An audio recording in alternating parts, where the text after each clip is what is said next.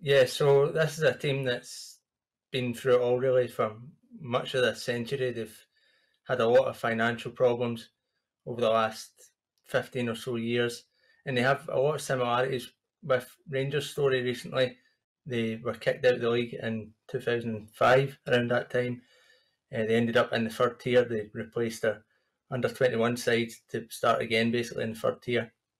They came back up eventually in 2011, and then they were relegated soon after again. They spent several years back in the lower divisions. In 2015, they were relegated to the third tier despite finishing second in the Challenge League. Again, it was due to financial difficulties. They didn't obtain a licence for the second tier due to those financial problems, and then had to begin in the third tier. But then they've came back up since then.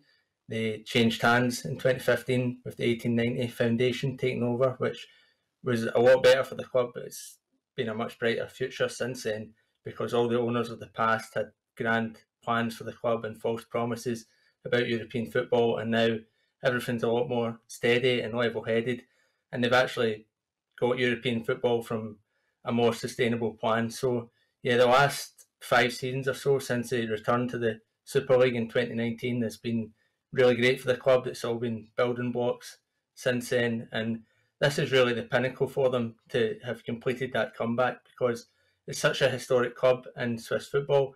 They won their first title back in the early 1900s.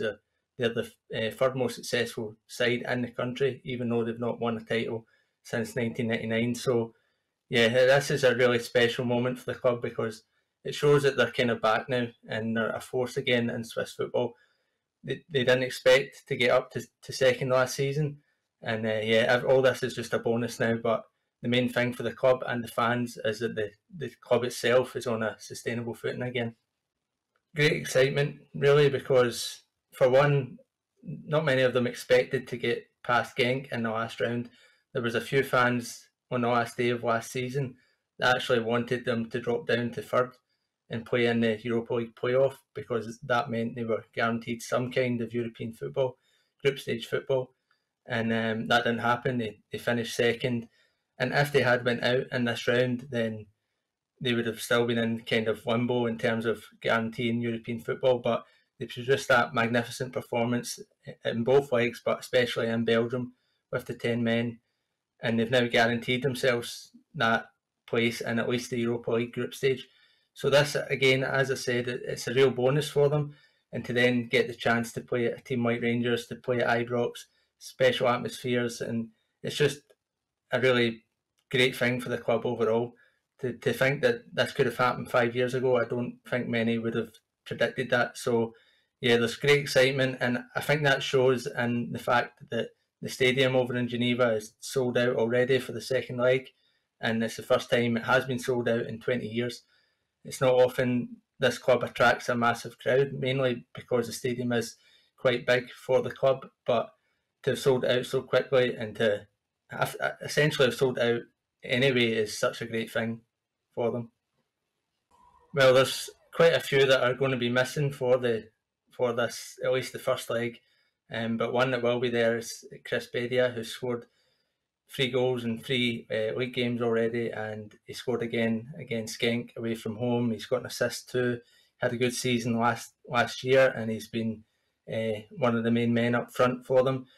But then some of the players missing, like Enzo Crivelli, who received that red card within 3 minutes to make it such a difficult task in Belgium.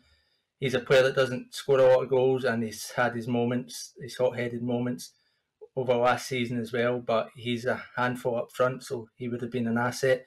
You've also got Miroslav Stevanović, Bosnian international.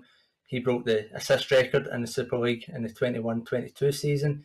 He was injured in the first game of the league season, and yeah, he's going to be a big miss as well for them because he scored 9 goals last year, which was his best tally in the Super League from the wing, and then he was assisting again all season long. So he's going to be a miss, but they did well without him in that game against Genk. Apart from that, you've also got Timothé Cognat, who he was at the club during the Challenge League years, like a few of the players are, and he really excelled in that game in Belgium. He was contributed to all the goals really. So, and he scored the deflected free kick as well, to bring them back into the tie when they were 1-0 down. So yeah, there's a few players to watch out for here, but Chris Bedia is probably the main danger man in terms of scoring the goals. But it's a real hard-working unit they've got there.